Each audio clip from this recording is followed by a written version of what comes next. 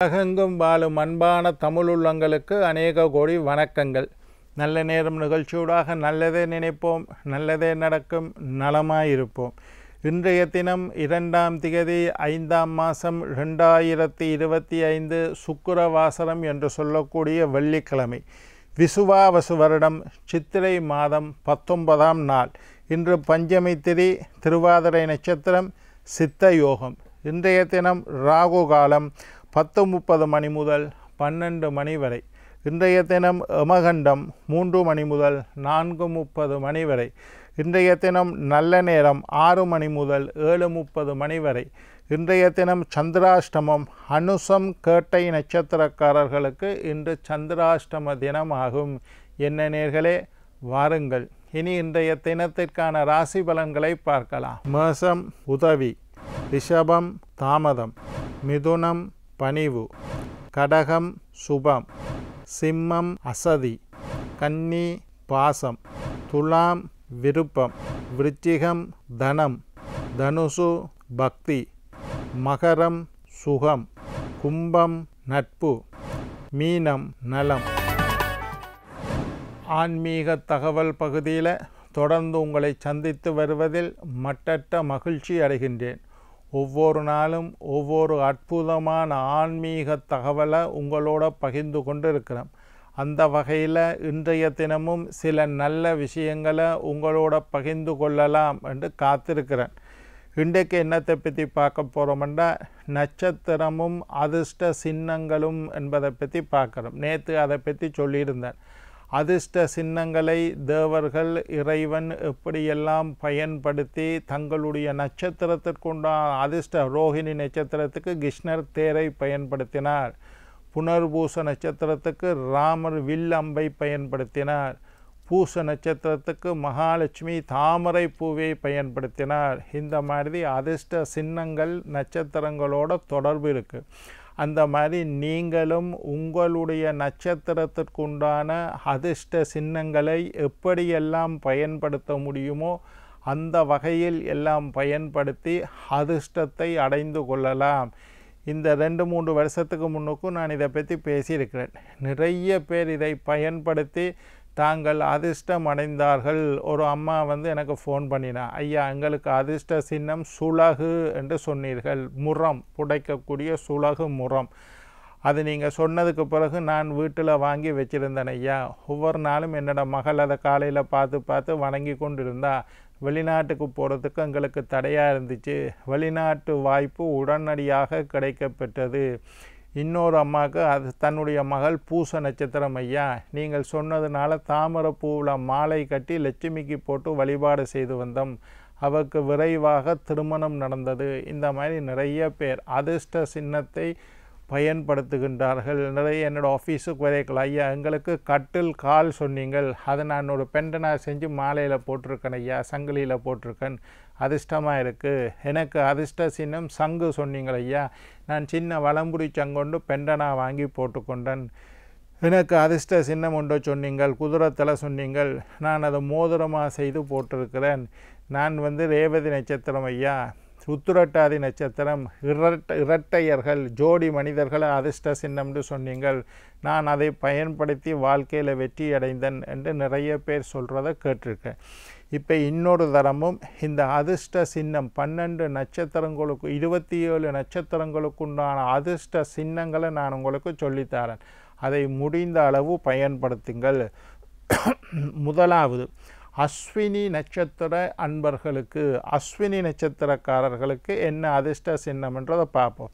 அஸ்வினி நட்சத்திரக்காரர்களுக்கு நான் முதலே சொன்ன மாதிரி குதிரையினுடைய தலை, குதிரை தலை அஸ்வினி நட்சத்திரக்காரர்களுக்கு அதிர்ஷ்ட சின்னமாக அமைகின்றது. குதிரையினுடைய உருவம் அஸ்வினி நட்சத்திரக்காரர்களுக்கு அதிர்ஷ்ட சின்னம்.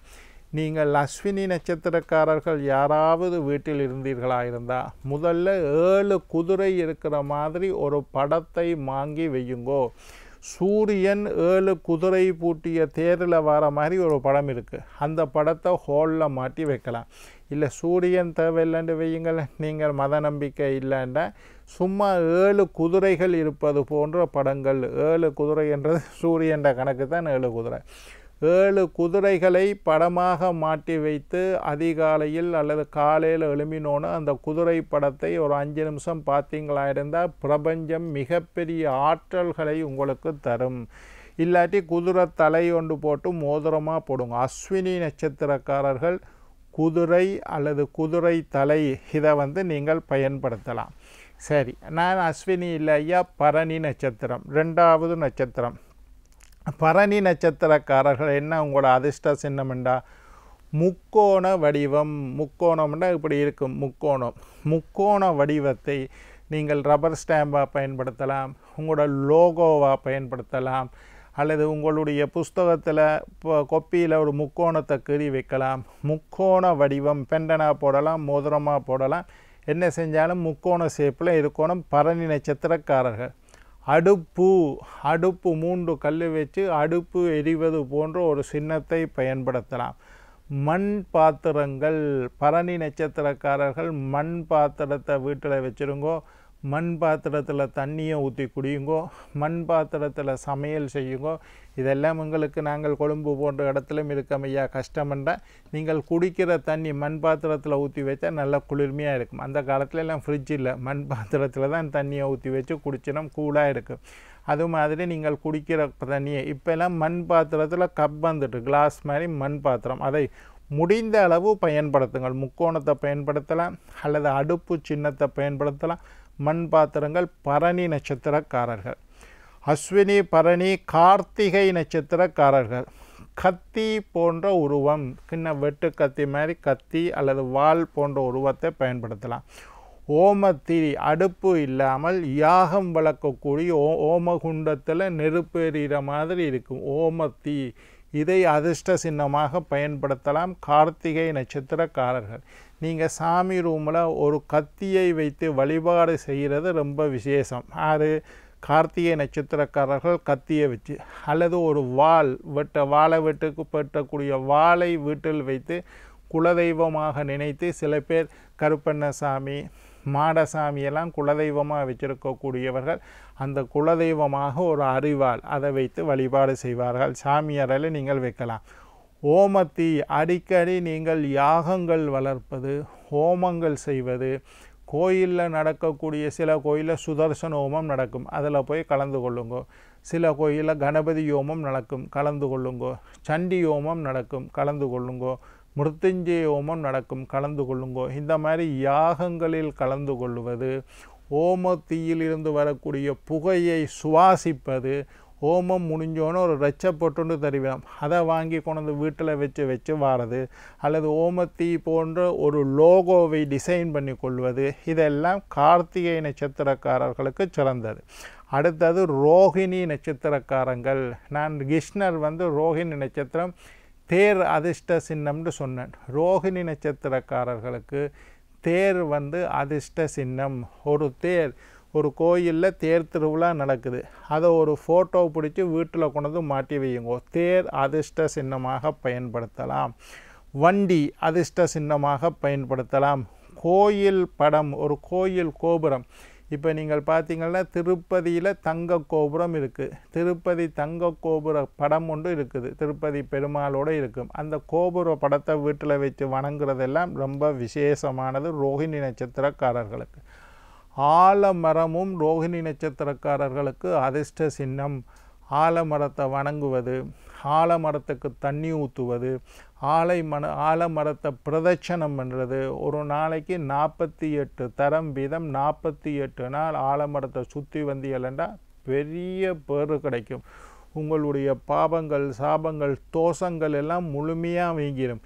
என்னட்டு யாராவது பரிகார பூஜைக்குன்னு ஐயா எனக்கு செவ்வாய் தோஷம் இருக்குது கழிச்சு தாங்கோ என்று வந்தால், நான் அவைகளுக்கு முதல் சொல்கிறது, முதல்ல போய் ஆலமரத்தை சுற்றிட்டு வாங்கோ, 48 தரம் சுற்றிட்டு வாங்கோ, அதுக்கு பிறகு பரிகார பூஜை செய்ய வேண்டும். அது மாதிரி சில பேர் என்னட்டு சோழி பிரசன்னம் பார்க்க வருவினோம். அவைகளுக்கு சில நேரம் சோழி போட்டால் சோழி சரியாக விழாது. அவைகள் வந்த நேரம், அதாவது அஷ்டமாதிபதியினுடைய நேரத்தில் வந்தால் மகாபாதகாதிபதியினுடைய நட்சத்திரம் நடந்து கொண்டிருக்கக்கூடிய காலத்தில் வந்து அவர்களுக்கு சோழி பிரசன்னம் பார்க்க முடியாது. சில நேரம் அவைகளுக்காக சோழி உருட்டைக்குள்ள சோழி பலகையிலிருந்து ஒரு சோழி வெளியில் விழுந்துடும். அப்படி விழுந்தால் பார்க்க முடியாது. இந்த மாதிரி அபச சகுனங்கள் வந்திருந்து கேள்வி கேட்கல கரண் நின்றுடும். அபச சகுனங்கள். அப்போ அவைகளுக்கெல்லாம் நான் என்ன சொல்லுவேன், ஒரு முறை போய் அரச மரத்தை 48 முறை சுற்றி விட்டு வாருங்கள். அவர்கள் தோஷத்தோடு வந்தால், பாபத்தோடு வந்தால், சாபத்தோடு வந்தால் சோழி விழாது. அதனால் அந்த மாதிரி பரிகாரத்தை சொல்கிறது. இப்போ நான் யாருக்கு சொல்லியிருக்கிறேன், ரோகிணி நட்சத்திரக்காரர்கள் ஆலமரத்தை சுற்றலாம், அரச மரத்தை சுற்றலாம், கோயில் கோபுரத்தை சின்னமாக வைத்து கொள்ளலாம், தேர் படம் உண்ட வீட்டில் வச்சு வழிபடலாம். இதெல்லாம் ரோகிணி நட்சத்திரக்காரர்கள். மிருகசீரிட நட்சத்திரக்காரர்கள் மான் தலை, குதிரை தலை போல் மான் தலை, நல்ல கொம்போடு இருக்கிற மாதிரி மானினுடைய தலையை நீங்கள் ஒரு பெண்டனாக செஞ்சு கழுத்தில் போட்டுக்கொள்ளலாம். ரோகிணி மிருகசீரிட நட்சத்திரக்காரர்களுக்கு மான் தலை.